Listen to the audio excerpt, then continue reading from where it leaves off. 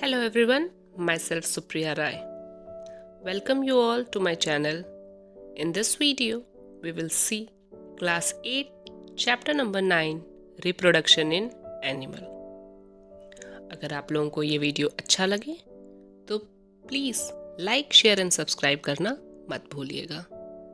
Let's see this chapter. This chapter I made specially for a quick revision before your examination. It will helpful for you or not? Please tell me in the comment section. First topic of this chapter is reproduction. Firstly, we have to understand the importance of reproduction कि हम actually reproduction कर क्यों रहे हैं. इस chapter को पढ़ने का purpose आपको समझना पड़ेगा. First, you have to understand the meaning of this word reproduction. This word reproduction means to produce something. मतलब हम जब किसी भी चीज़ का प्रोडक्शन करते हैं, प्लांट हो या एनिमल है या हम ह्यूमन बीइंग्स की बात कर रहे हैं, अपने ही जैसे सेम इंडिविजुअल का प्रोडक्शन करना रिप्रोडक्शन है. हम ये क्यों कर रहे हैं, इस बात को जानना सबसे इम्पॉर्टेंट है. प्लांट क्यों रिप्रोड्यूस कर रहे हैं, एनिमल्स क्यों रिप्रोड्यूस कर रहे हैं. रिप्रोडक्शन का इम्पोर्टेंस, सबसे इम्पॉर्टेंट जो फैक्टर है वो ये है कि रिप्रोडक्शन ज़रूरी है for the continuation of the species. उस स्पीशीज़ के कंटिन्यूएशन मतलब वो स्पीशीज़ अर्थ पर बनी रहे, उस स्पीशीज़ का जनरेशन कंटिन्यू रहे, इसलिए हम रिप्रोडक्शन करते हैं. सपोज कि अगर एक रोज़ प्लांट है, आज की डेट में वो अर्थ पर अवेलेबल है, बट अगर जो प्रेजेंट जनरेशन उसे देख रही है, अगर वो सारे के सारे प्लांट डाई कर जाए, वो रिप्रोड्यूस ना करे, मतलब अगला प्लांट उससे ना बने, तो वो वहीं पर स्पीशीज खत्म हो जाएगी. So to continue that species we see that reproduction in every living organism. Reproduction is also important for the continuation of similar kind of individual generation after generation. Here in this video you can see some young ones of some especially some of animals like human we call baby, cat kitten, dog puppy, butterfly caterpillar, hen chick, cow calf and frog tadpole. Now you have to also see this particular word. How do young one born? This chapter actually talk about this. ये chapter इसी चीज़ के बारे में बात कर रहा है कि हम जिस रिप्रोडक्शन की बात कर रहे हैं, जिस चीज़ के प्रोडक्शन की हम बात कर रहे हैं, वो एक्चुअली होता कैसे है. So for that let's move to the next slide. There are two type of reproduction, asexual and sexual. Asexual reproduction में वन पेरेंट का इन्वॉल्वमेंट होता है. सेक्सुअल रिप्रोडक्शन में टू पेरेंट्स का इन्वॉल्वमेंट होता है. यहाँ पर कोई भी इन्वॉल्वमेंट नहीं होता है सेक्स सेल्स का, जिन्हें हम गैमेट्स भी कहते हैं. बट सेक्सुअल रिप्रोडक्शन में ये सेक्स सेल्स जो हैं वो इम्पॉर्टेंट होते हैं. इनके इन्वॉल्वमेंट से ही सेक्सुअल रिप्रोडक्शन होता है. Let's see some more point related to asexual and sexual reproduction. Here you can see one parent, two parent, cell divide. अब यहाँ पे डिवीजन होता कैसे है, बडिंग, जैसे आप लोगों ने ऑलरेडी पढ़ा है क्लास 7th में, budding, binary fission, fragmentation. Here cell divides by meiosis. यहाँ पर जेनेटिक वेरिएशन बहुत कम होता है. यहाँ पे जेनेटिक वेरिएशन आपको देखने को मिलता है क्योंकि जीन्स का ट्रांसफर होता है. दो डिफरेंट पेरेंट होते हैं इन्वॉल्व सेक्सुअल रिप्रोडक्शन में, and these all are the points you can see here. ये लोअर एनिमल्स में है, ये हायर एनिमल में होता है. Generally create minimum of 2 offspring, here create minimum of 1 offspring. एक चीज और इस आपको ध्यान देने की बात है कि इन दोनों ही रिप्रोडक्शन में क्या क्या चीजें कॉमन है.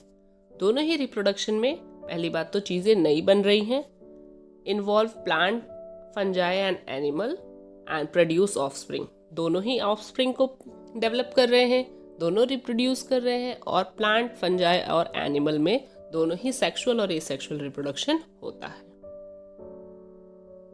अब हमारा जो बहुत इंपॉर्टेंट टॉपिक है for this particular chapter was male reproductive organ. क्योंकि हम बात कर रहे हैं सेक्सुअल रिप्रोडक्शन की, तो सेक्सुअल रिप्रोडक्शन में दो डिफरेंट गैमेट्स की हम बात कर रहे हैं, दो सेक्स सेल्स की। तो क्या होंगे, एक मेल सेक्स ऑर्गन, एक फीमेल सेक्स ऑर्गन। तो मेल सेक्स ऑर्गन हमारा क्या है, आप पिक्चर देख सकते हैं स्क्रीन पर। मेल सेक्स ऑर्गन आपका है, मेल रिप्रोडक्टिव ऑर्गन आपका क्या है, it includes a pair of testis, two sperm duct, a penis. The testis produce the male gamete, जिसकी हम बात कर रहे हैं, which is involve in this reproduction is sperm. Millions of sperms are produced by the testis. In male body, this reproductive organ, that is testis, was producing millions of sperm throughout their life. Now, see the structure of sperm, because this is only the important thing which you have to understand. Sperm is a very small in size. Each sperm is having a head, middle piece and a tail. You can see here this head, actually this red portion which you see, also you can say this is a nucleus. Deep आपका structure अगर हम बात करें, nucleus है, जो sides में आपके हैं वो, इसमें भी आपको सेल मेम्ब्रेन है, आउटर कवरिंग की बात कर रहे हैं, ये मिडिल पीस है, ये tell. Each sperm is a single cell with all the usual cell component. जितने भी सेल कंपोनेंट में होते हैं, सेल में आपको पता है न्यूक्लियस होता है, सेल मेम्ब्रेन होते हैं, साइटोप्लाज्म होते हैं, तो ये सारी चीजें इस सेल में भी आपको देखने को मिलेंगी। Now the female reproductive system. अब इसमें क्या क्या चीजें होती हैं, अ pair of ovaries, this you can say, ovary आपको देख रही, लेफ्ट और राइट साइड दोनों ही यूट्रस के साइड्स में आपको देखने को मिलेंगी। ओविडक्ट, जिसके अंदर ये एग ट्रेवल करेगा, एंड यूट्रस, जहां पर ये डेवलपमेंट होता है बेबी का। Now the ovaries actually producing what actually the ovaries producing, ओवा और एग। ये भी एक सिंगल सेल है आपका, सिंगुलर को हम ओवम कहते हैं।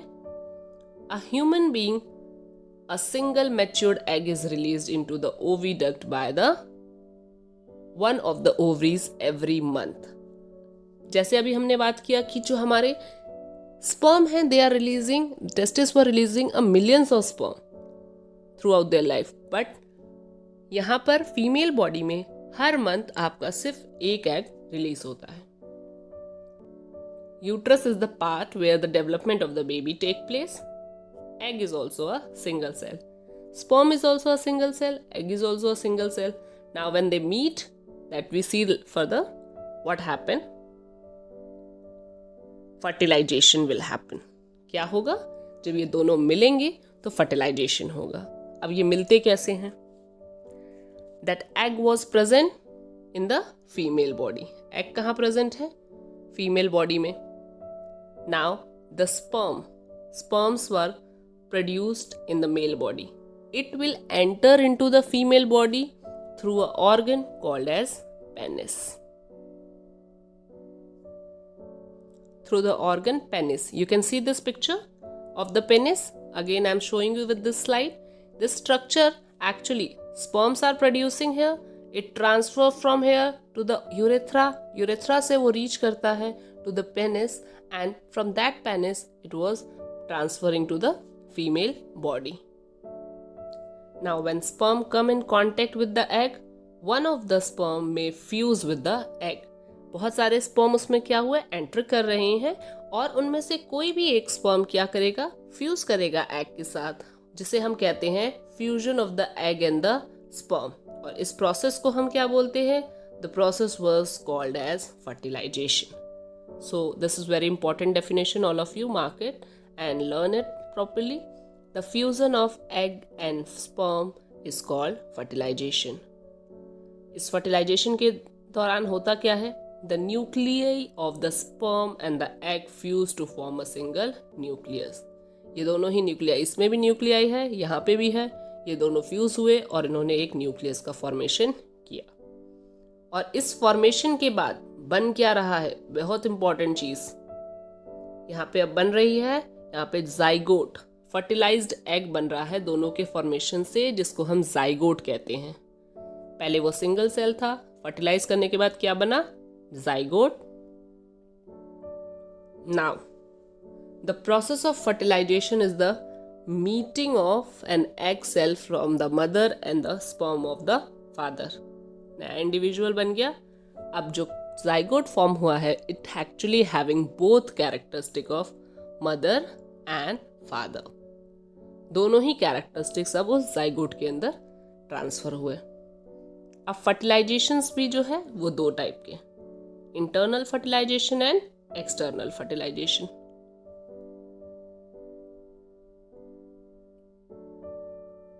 इंटरनल फर्टिलाइजेशन जो है वो फीमेल बॉडी के अंदर होता है, inside the female body. In human the fertilization actually occur in the human body, oviduct में होता है, अभी मैंने आपको शो किया था। Internal fertilization occur in many animals also including human, cow, dog, hens. But जो एक्सटर्नल फर्टिलाइजेशन है ये बॉडी के बाहर होता है, in which the fusion of male and female gametes take place outside the body. ये स्पेशली आपके aquatic animal जैसे fish, starfishes, in that cases you see the external fertilization. They release the egg, fertilization बाहर होता है, male भी आपका release करता है, the eggs were meeting outside the body, they were forming a zygote, और इस तरह से आपका fertilization का process बाहर होता है। Now here you can see the external fertilization. During the spring or a rainy season, frog या toads की हम बात कर रहे हैं, they move to the ponds, slow जो आपके water moving है streams, उनमें वो move करते हैं। They releasing the females are releasing the hundreds of egg. Frog is not covered by a shell and it is comparatively very delicate.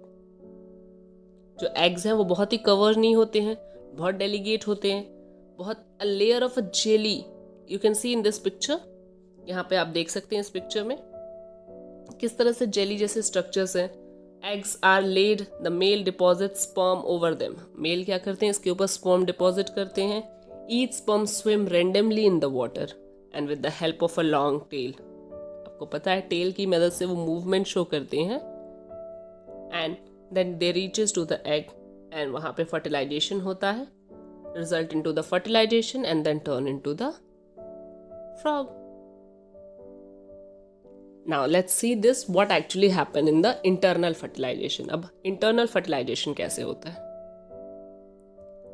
Here the ovaries are releasing the egg, egg started moving into this fallopian tube. इसे हम oviduct और fallopian tube कहते हैं। इसमें egg travel करता है, sperms were coming from this path and reaching there and they fuse together and what they actually form, they form the zygote.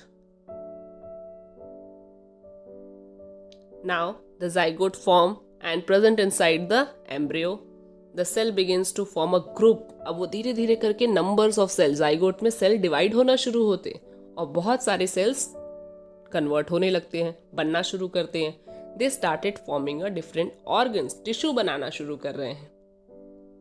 आप लोगों ने सेल चैप्टर में पढ़ा है कि सेल्स क्या करते हैं, सेल्स कंबाइन करके टिश्यू का फॉर्मेशन करते हैं, बहुत सारे टिश्यूज बनेंगे, सो दे फॉर्म एन ऑर्गन। इस तरह से धीरे धीरे करके यूट्रस के अंदर एक कंप्लीट एम्ब्रियो का स्ट्रक्चर डेवलप होना शुरू हो जाता है।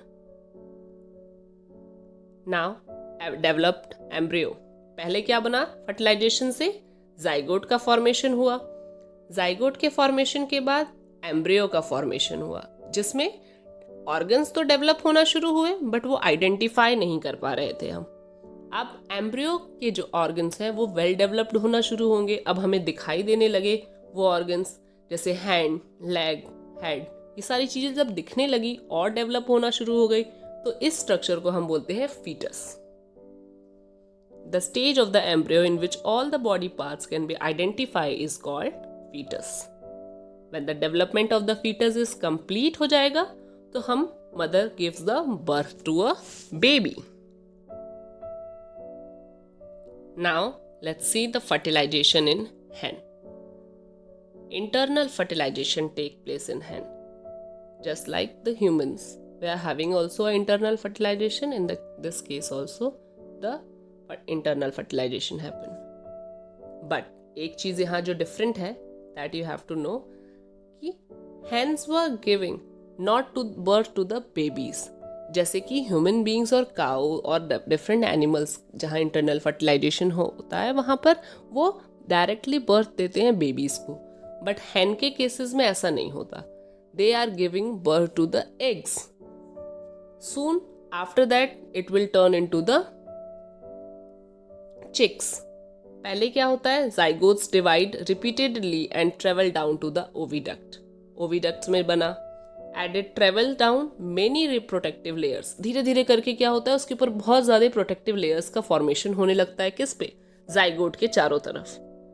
The hard shell in a hen's egg is one such protective layer. After the hard shell is formed around the developing embryo, the hen finally lays the egg. फिर वो egg क्या हो जाता है, बहुत hard हो जाता है. इस वजह से वो worm से बाहर आ जाता है, यूट्रस के बाहर आ जाता है. Then they'll just hatch it. Hatch करने के बाद वो उन्हें proper develop होने के लिए छोड़ देते हैं. जब development complete हो जाता है, automatically the hard shell will break out and the chick come out. Here that you think interesting thing which you have to know, chickens raised eggs for the egg. Chicken raised for egg. जो raise करते हैं, मतलब हम ऐसे chickens जो egg के लिए develop करते हैं उनको हम लेयर्स बोलते हैं, और जो चिकन हम लोग रेज करते हैं मीट के लिए उसे हम ब्रॉयलर्स कहते हैं. Fertilization in hen. It take about 3 weeks to develop into the chick. Hen sits on the egg to provide the sufficient warmth. The development of the chick take place inside the eggshell during this period.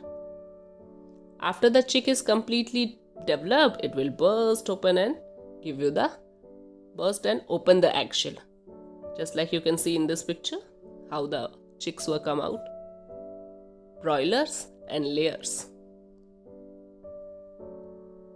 Now the another new term we have here, viviparous and oviparous.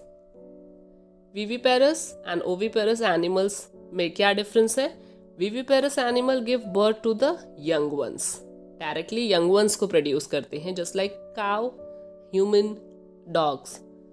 And those animal who lay egg, अभी हमने जिनकी बात की, frogs हो गए, butterfly, moth, hen, crow, ये सारे oviparous हैं जो young ones को नहीं देते, egg develop करते हैं आप. और वो eggs क्या हैं, turn into the chicks or the tadpole, और आपके frogs बनते हैं, बाकी animals बनते हैं by hatching them. Young ones to the adult. अब यहाँ पर हमारी 2 stories हैं, one silk moth and let's see the another one, frog related है हमारे पास.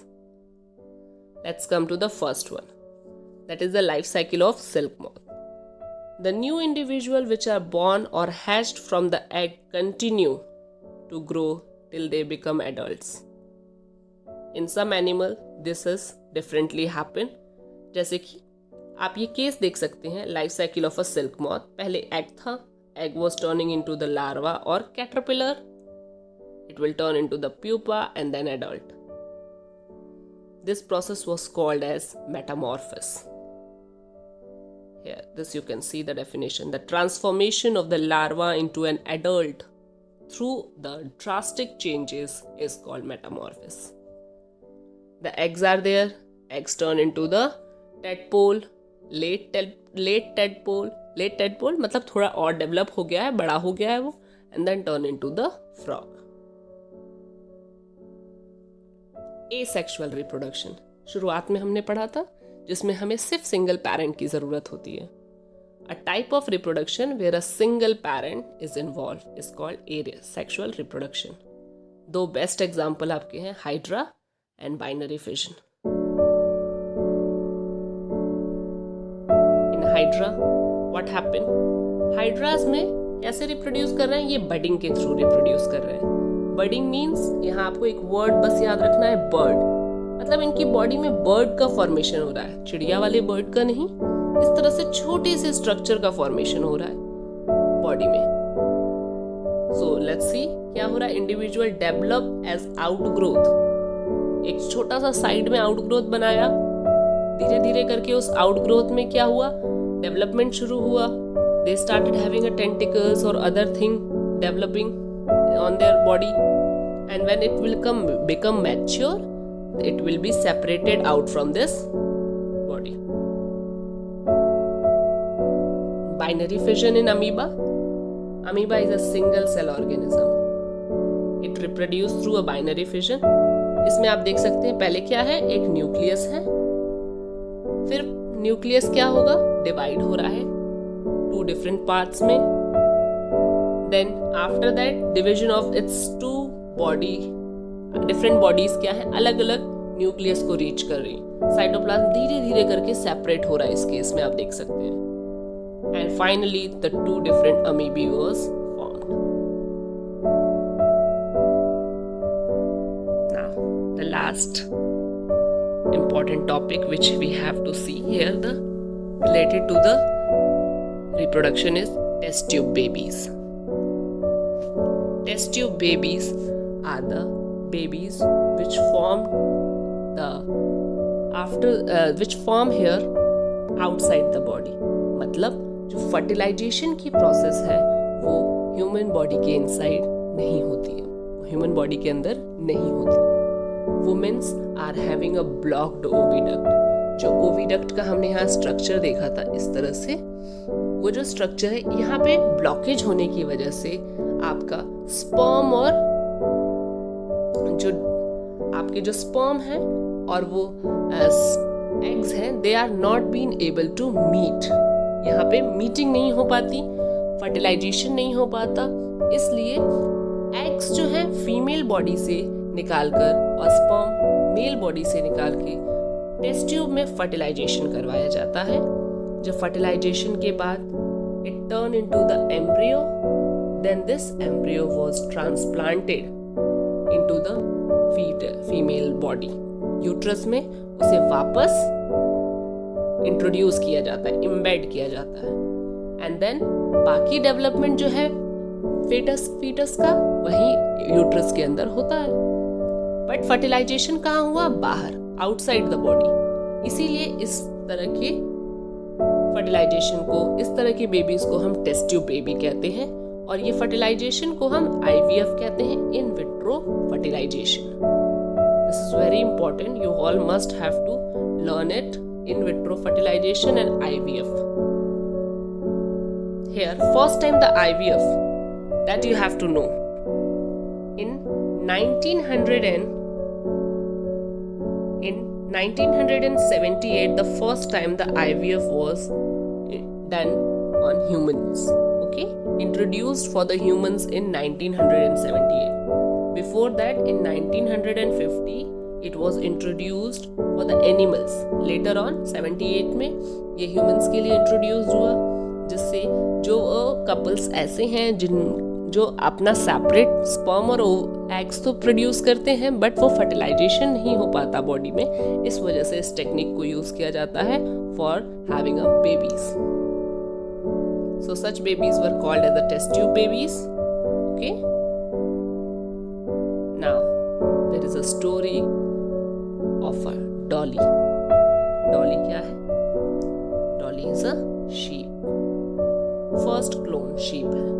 Cloning is the production of an exact copy of a cell. हम same exact copy को produce करने के लिए क्लोनिंग करते हैं। So the first time it was done on a sheep. इस क्लोनिंग से 5 जुलाई 1996 में डॉली बॉर्न हुई। एंड डॉली के अंदर किस तरह से ये प्रोसेस हुआ, let's see that. There are 2 different types of sheep, female fin Dorset sheep and female Scottish black sheep. So the egg cell of a black face sheep and the normal memory gland से इनकी एक shell लिया गया, Dorset से, और black face से egg cell लिया गया। डॉर्सेट का क्या किया गया, हमने न्यूक्लियस पर्टिकुलर, हमारा डॉर्सेट से हमने जो न्यूक्लियस लिया उसको हमने ब्लैक फेस शीप के न्यूक्लियस के साथ रिप्लेस कर दिया एंड उसको फिर से हमने ब्लैक फेस शीप की बॉडी में इंट्रोड्यूस कर दिया and we get a clone of an exact copy जो हमें चाहिए थी। तो हमारी मदर शीप कौन हो गई यहाँ पर, डॉली की। Dolly's mother is female Finn Dorset sheep, क्योंकि बॉडी सिर्फ इसकी है पर जो न्यूक्लियस है जो इसके अंदर इंट्रोड्यूस किया गया था that is of Finn Dorset sheep. This process was done only just to have an exact copies of a cell। हमें exact copies चाहिए थी सेम जैसे सेम इंडिविजुअल की, इसीलिए हम इस प्रोसेस को करते हैं। Dolly was born in this year and died on 14th July 2003।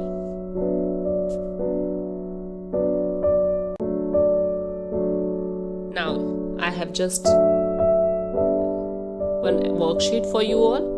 I hope you all will try it and try to give the answer of these particular questions. Okay? And I hope this video is helpful for you. Thank you for watching. If you like this video, don't forget to like, share and subscribe with your friends. And tell me in the comment section all the questions which I have given for the worksheet. Thank you.